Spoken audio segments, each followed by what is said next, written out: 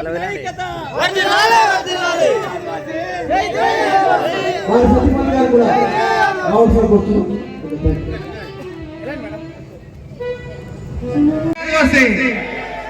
ఆదివాసి శ్రీ శ్రీ ముచ్చలమ్మ జాతర విచ్చేసినటువంటి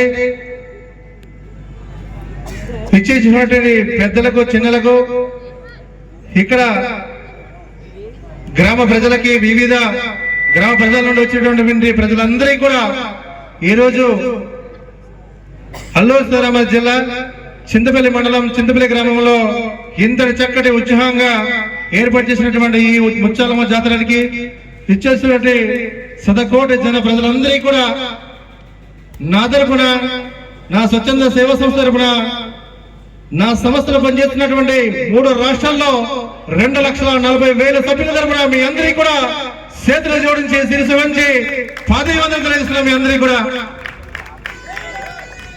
ఇంతటి చక్కటి అవకాశం ఇచ్చినటువంటి ఉత్సవ కమిటీ సార్ ప్రశాంత్ గారికి, అలాగే వినాయక సార్ గారికి, వివిధ పెద్దలందరికీ కూడా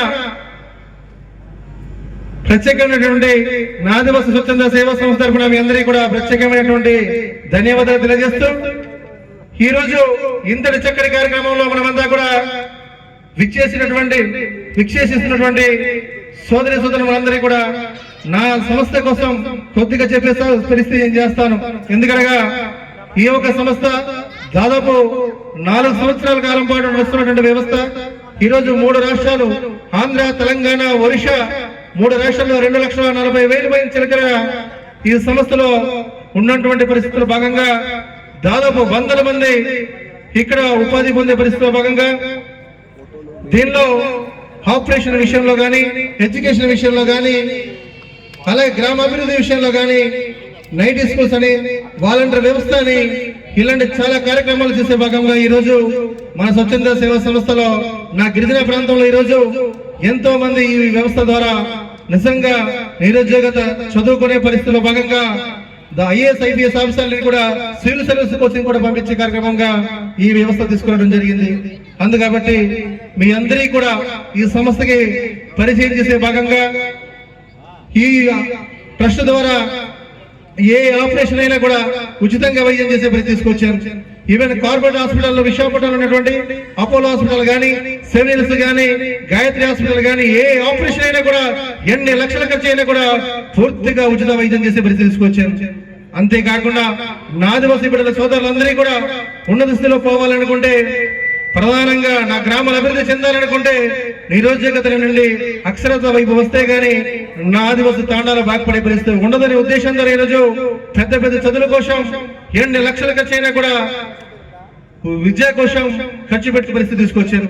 అలాగే నా గ్రామంలో కూడా మంచినీరు విషయంలో కానీ, సిసి రోడ్డు విషయంలో కానీ, కమ్యూనిటీ విషయంలో కానీ అన్ని రంగాల్లో కూడా అభివృద్ధి చెందాలనే ఉద్దేశం ద్వారా ట్రస్ట్ ద్వారా కూడా ఈ కార్యక్రమం తీసుకొచ్చే పరిస్థితి తీసుకొచ్చారు.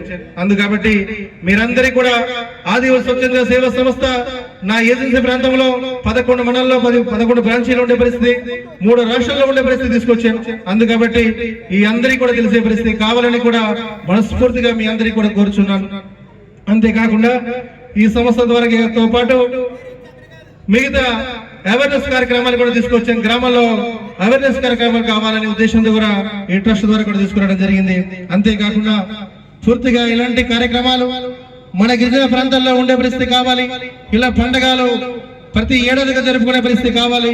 ఎందుకంటే గిరిజన సాంప్రదాయాల సంస్కృతికి నిదర్శనమైనటువంటి నిజంగా ఇలాంటి ముచ్చలమ్మ జాతర గాని, పాడేరు మోదకొండమ్మ జాతర గాని, ఇలా వివిధ గ్రామాల్లో వెలిసినటువంటి ఈ దేవతల్ని మనమందరం కూడా సాంప్రదాయాల సంస్కృతిని కనుమరుగు కాకుండా మనమంతా కూడా ప్రతి ఏడాది కూడా జరుపుకునే పరిస్థితి కావాలని కూడా మీ అందరికీ కూడా కోరుచున్నాను.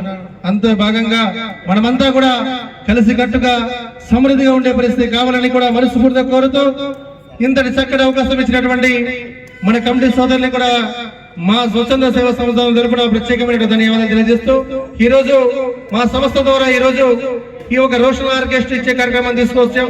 ఎందుకంటే ప్రజలందరికీ కూడా మంచి మంచి పాటలతో మంచి మంచి గాయకులు ఉన్నారు. ఇక్కడ మంచిగా మనల్ని మురిపించేటటువంటి విషయాలు కూడా మనకి రోషన్ ఆర్కెస్ట్రా అంటే చాలా గొప్ప ఆర్కెస్ట్రా అనమాట.